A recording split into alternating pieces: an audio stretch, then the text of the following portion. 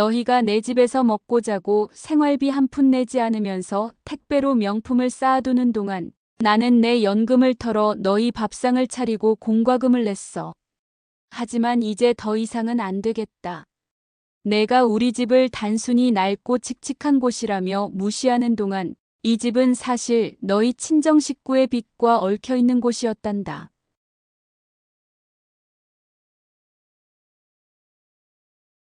저는 72살 이순자입니다. 벌써 72해를 살아온 이 늙은 몸으로 오늘 또 이런 기가 막힌 일을 겪네요. 그날은 유난히 봄비가 차갑게 내리던 오후였어요. 재작년에 먼저 간 영감 대신 옆구리 시린 정을 달래주던 낡은 텔레비전 속 연속극을 보던 참이었죠. 그때 아들 동우에게서 전화가 왔습니다. 항상 반갑기만 하던 아들의 목소리였는데 그날은 유독 가슴이 철렁 내려앉더군요. 아니나 다를까 전화기 너머로 들려온 아들 동우의 목소리는 한숨 섞인 물결처럼 축 처져 있었습니다. 회사가 부도가 났다는군요. 청천벽력 같은 소식에 제 심장이 쿵 하고 내려앉는 듯 했습니다. 엄마, 저 이제 어떡해요? 살 길이 막막해. 아들의 흐느낌에 제 세상도 함께 무너져 내리는 기분이었어요. 평생을 허리띠 졸라매며 악착같이 살아온 이유가 바로 저 아들 하나였는데 그 아들이 무너지고 있었으니 오죽했겠습니까? 엄마 갈 곳이 없어요. 그 한마디에 무슨 말이 더 필요하겠어요.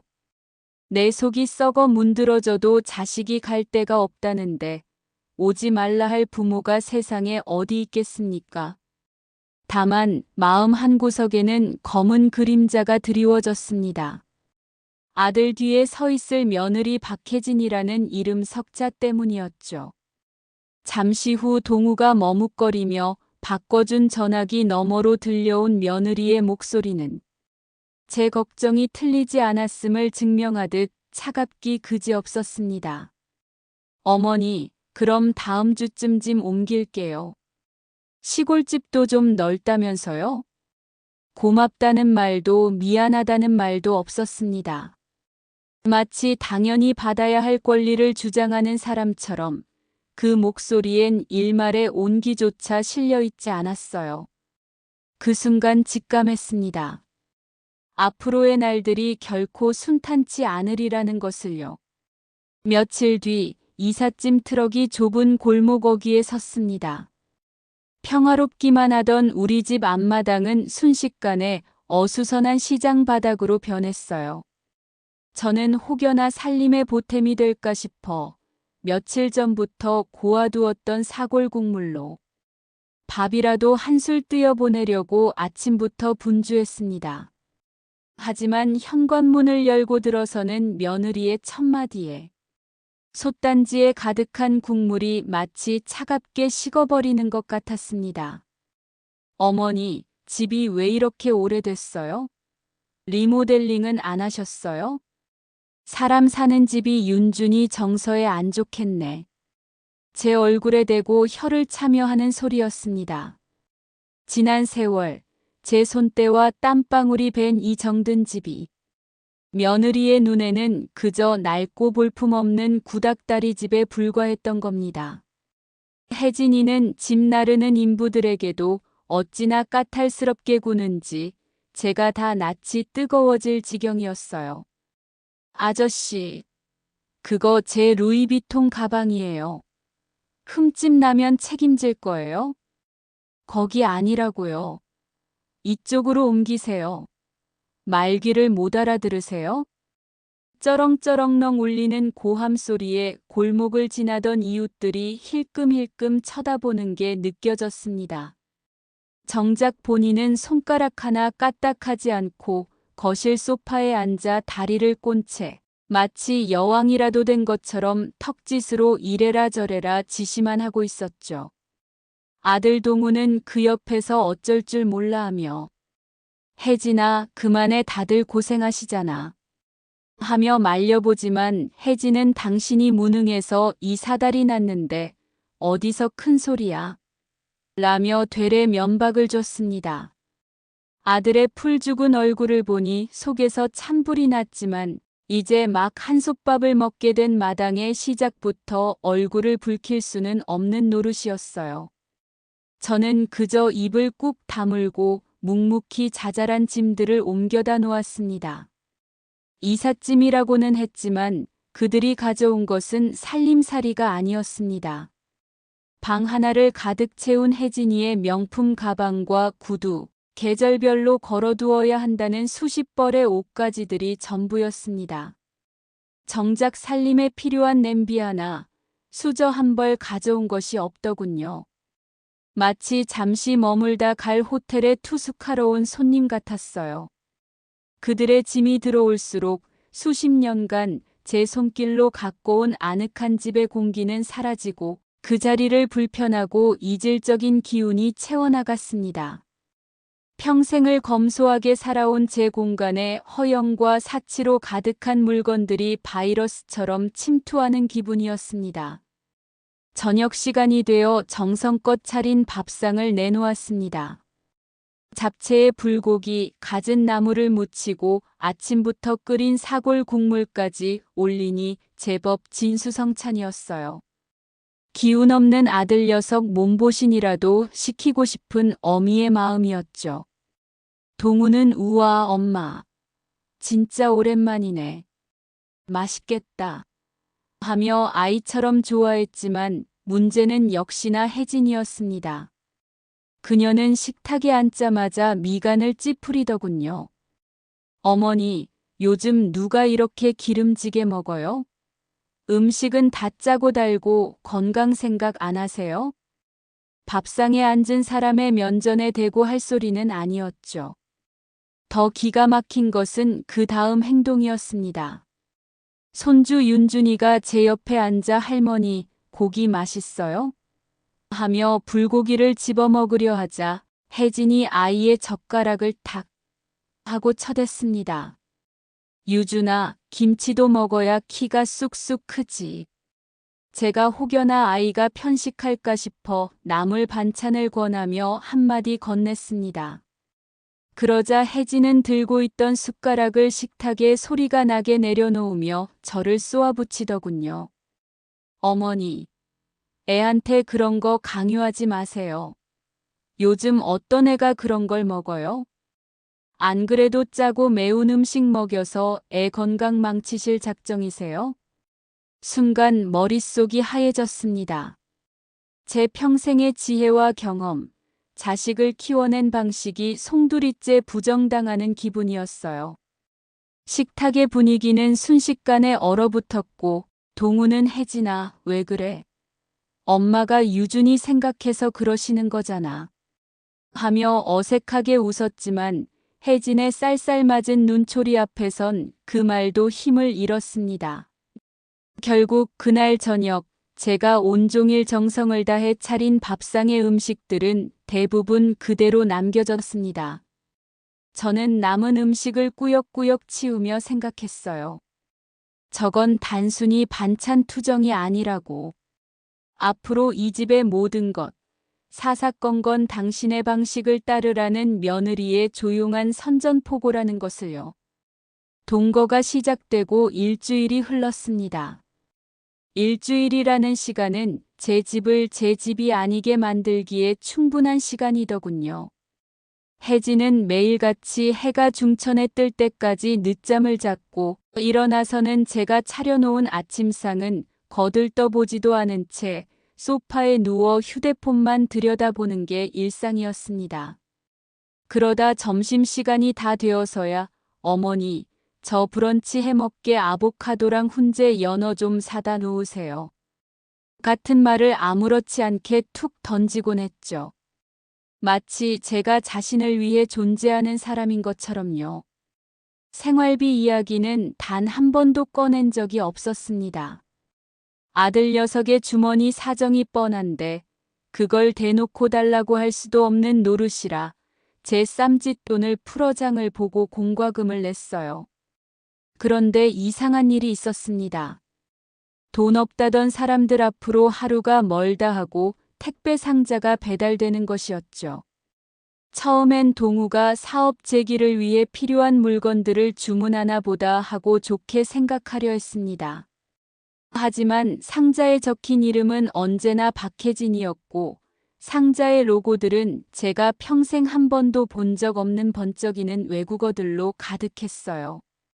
하루는 마당에 놓인 제법 큰 상자를 보고 혜진에게 물었습니다. 아가, 이건 다 뭐니? 또 뭘 이렇게 많이 샀어? 그러자 혜진은 질색하는 표정으로 저를 흘겨보더니 상자를 낚아채듯 품에 안았습니다. 제 물건 아니에요. 친구 거예요. 잠깐 맡아주는 거니까 신경 쓰지 마세요. 그녀의 눈동자가 미세하게 흔들리는 것을 저는 똑똑히 보았습니다. 거짓말이었죠. 친구 물건을 맡아준다면서 상자를 뜯는 손길은 어찌나 익숙하고 빠른지 1분도 되지 않아 상자는 흔적도 없이 그녀의 방으로 사라졌습니다. 방에 들어가는 혜진의 등 뒤로 언뜻 보이는 내용물은 고급스러워 보이는 가죽 가방의 일부였어요. 저는 그 자리에 못 박힌 듯 서서 텅 빈 마당을 바라보았습니다. 저를 바보 취급하는 며느리의 태도에 화가 난다기보다는 뻔한 거짓말을 저렇게 태어나게 하는 그 뻔뻔함에 기가 질릴 지경이었어요. 저런 사람과 앞으로 한 지붕 아래서 얼굴을 맞대고 살아야 한다니 눈앞이 캄캄했습니다.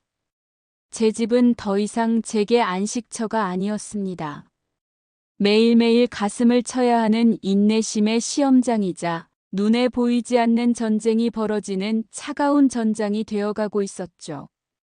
저는 그저 이 지독한 전쟁이 어떻게 끝날지 모른 채 다가올 더 큰 폭풍을 예감하며 하루하루를 버텨낼 뿐이었습니다.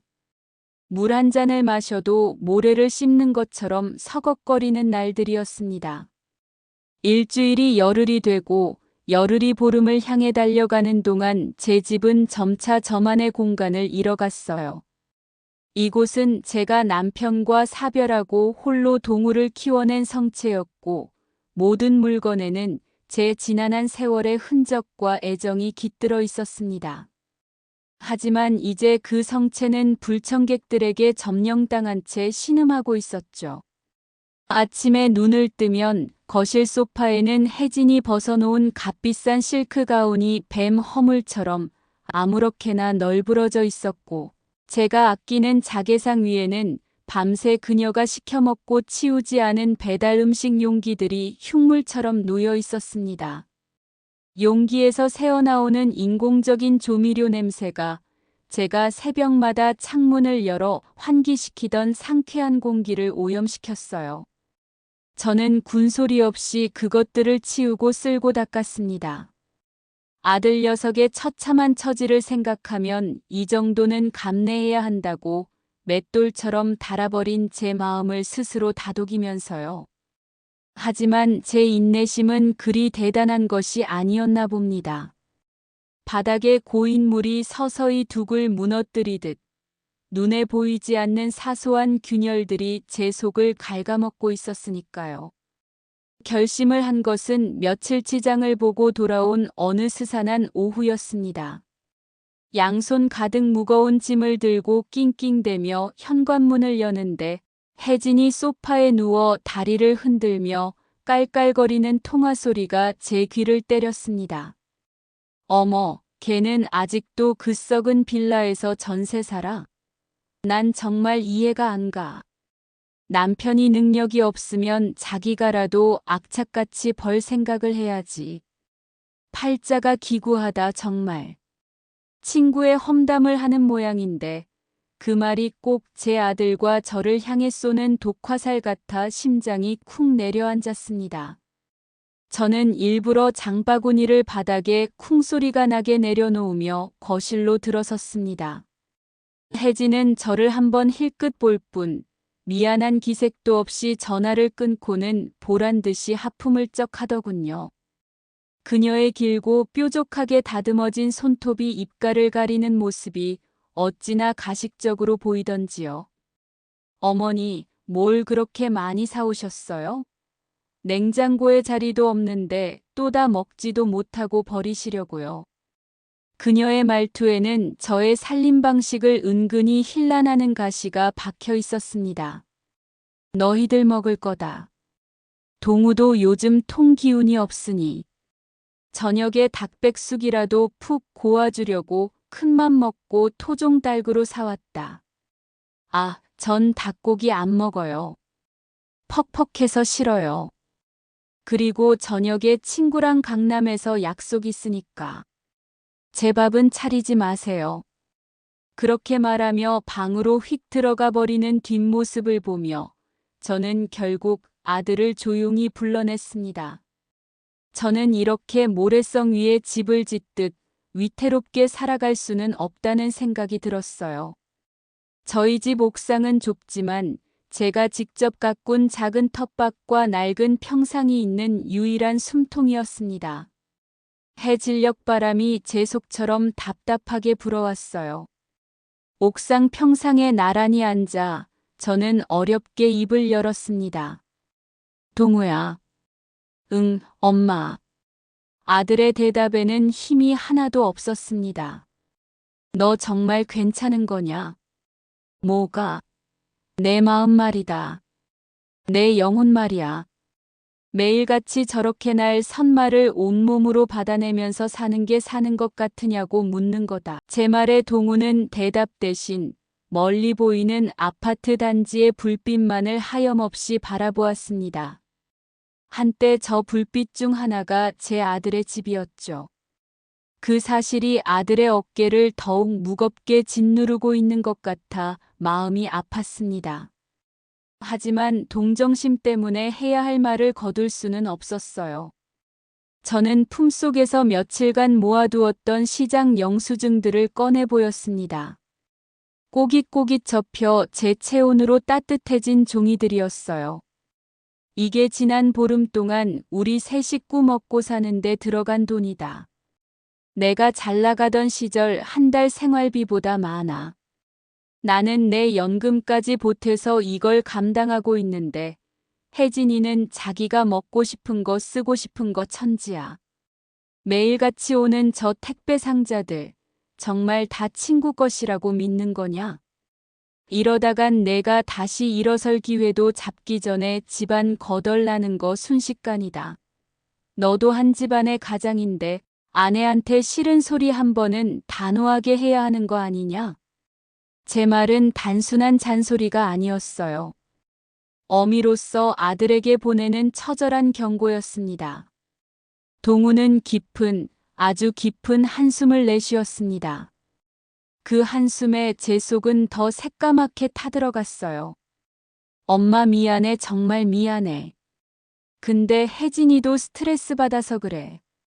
갑자기 살던 환경이 이렇게 바뀌고 친구들 만나기도 눈치 보이고 걔라고 마음이 편하겠어?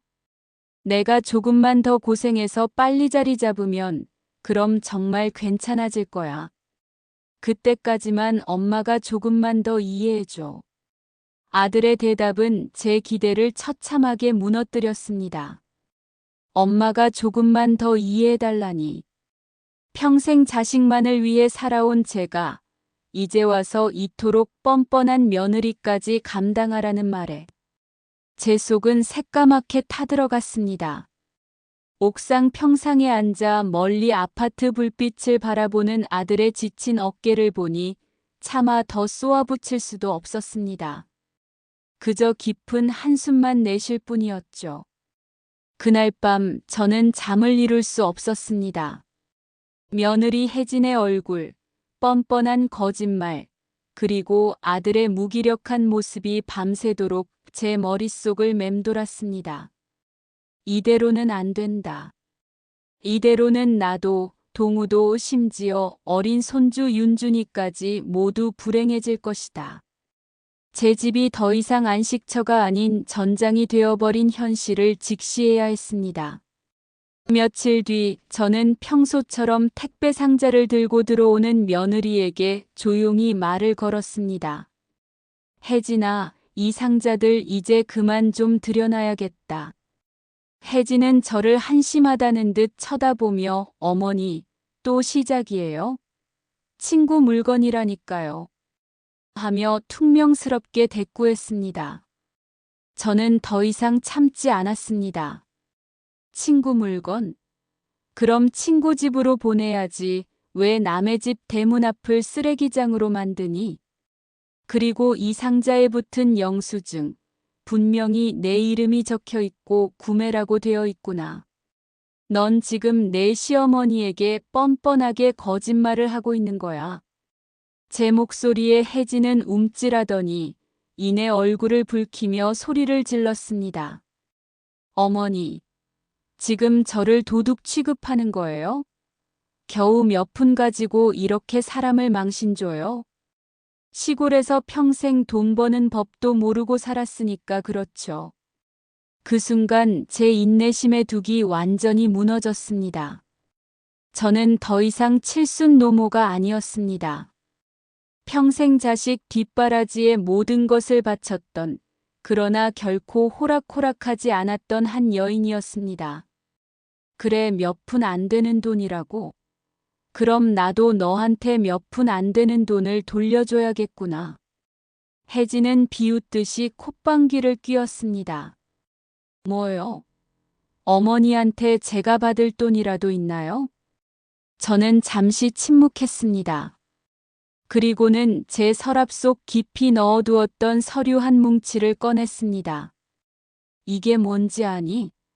내 아비가 나에게 보냈던 생활비 명세서와 집 계약서다. 혜진의 얼굴에서 웃음기가 사라졌습니다. 무슨 소리예요? 너희 친정 아버지가 사업 망하고 갈 곳 없다고 우리 집에서 한동안 지냈던 거 기억하니? 그때 내 아비가 나에게 생활비로 보내겠다며 매달 약속했던 돈, 그리고 너희 부모가 살던 집을 다시 마련하기 위해 나에게 빌려갔던 돈, 여기에 다 기록되어 있단다. 이 집도 그 돈을 받기 위한 담보 계약이 되어 있지. 혜진의 얼굴은 파랗게 질렸습니다. 그녀는 제가 평생 검소하게 살아왔으니 이런 서류 따위는 없을 것이라 생각했나 봅니다. 혹은 설령 있었다 해도 늙은 시어머니가 감히 자신에게 이럴 리 없다고 여겼을 것입니다. 말도 안 돼. 그런 게 어디 있어요. 거짓말이죠? 거짓말이라고?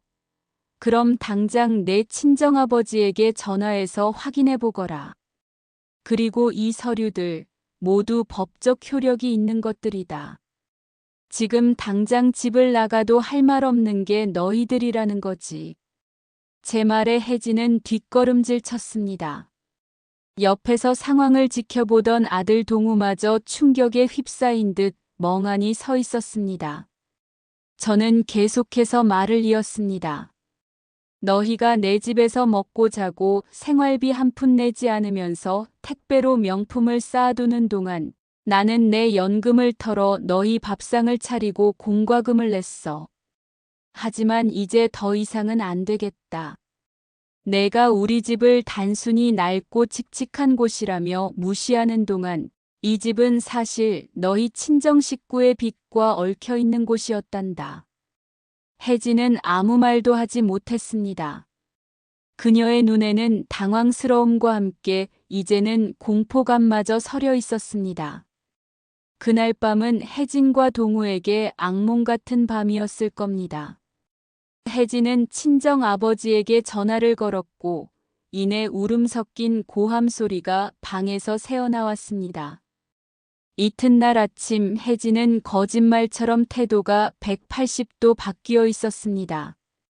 늦잠을 자던 그녀가 새벽같이 일어나 어색하게나마 식사를 준비하려 했고 제 눈치를 살피며 작은 목소리로 어머니 하고 저를 불렀습니다. 하지만 저는 냉정했습니다. 나는 내가 달라진 척하는 연극에 더 이상 속아 넘어갈 생각이 없다.